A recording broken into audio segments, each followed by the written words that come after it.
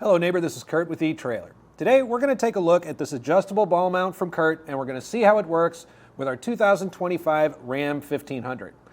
Now for perspective, because there's a lot of different versions of the Ram 1500, this one we're using the 2x2 inch factory hitch, and from the ground to the inside of the top of the receiver is 19 inches. So that can vary sometimes just depending on which model of the 1500 you have.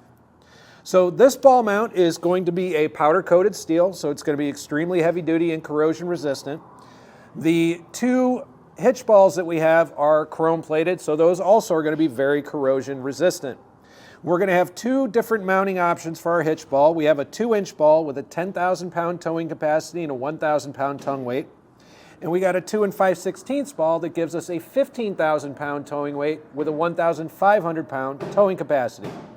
We can get as much as a 5.5 inch drop or a 4.5 inch rise out of it, and we're going to walk you through all of those options right now. Now in order to adjust our rise and our drop on our ball mount, or just switch to a different size ball, the process is really simple. Everything is held in place with these two pins, and we've got a single clip that actually works with both of them. It's pretty simple. You're just going to use that finger loop there. I'm going to pop it right off of the top pin, just like that, and pop it through down here as well. Once that's out, we'll be able to remove our pins.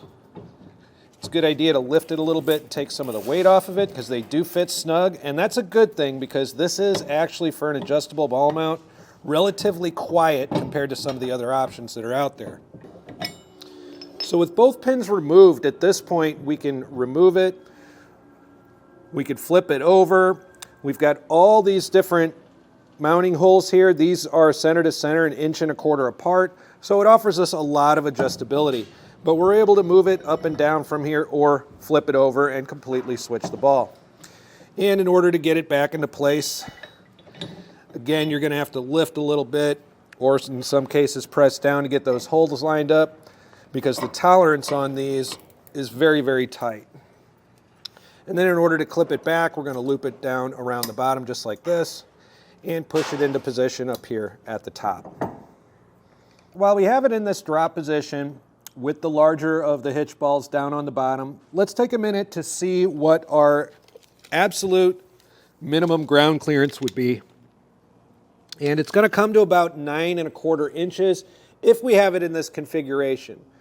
If we're going simply by the bottom of this mount right here, without the hitch balls on it, we're at about a 10.5 inch clearance. I feel a little bit better about something like that.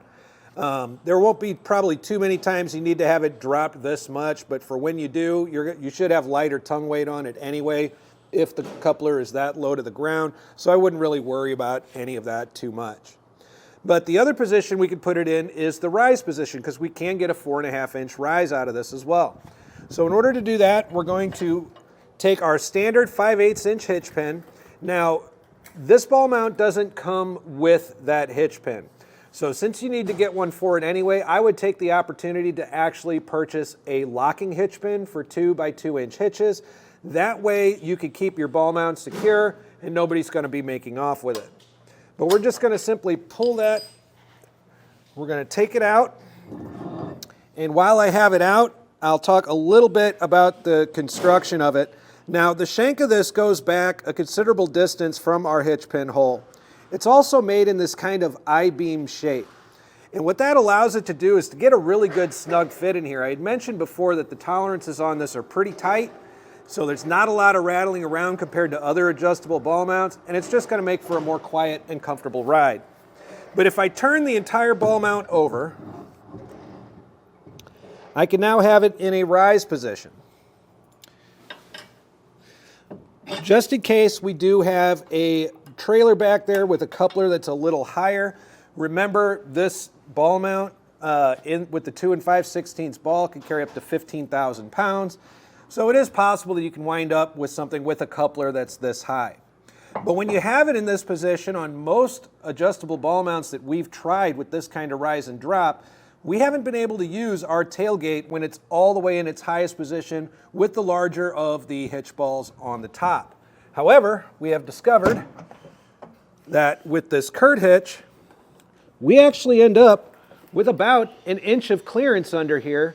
So we're really not in any danger, regardless of the configuration of our ball mount, of it making contact with our tailgate. So that's a look at the Curt adjustable ball mount on our 2025 Ram 1500.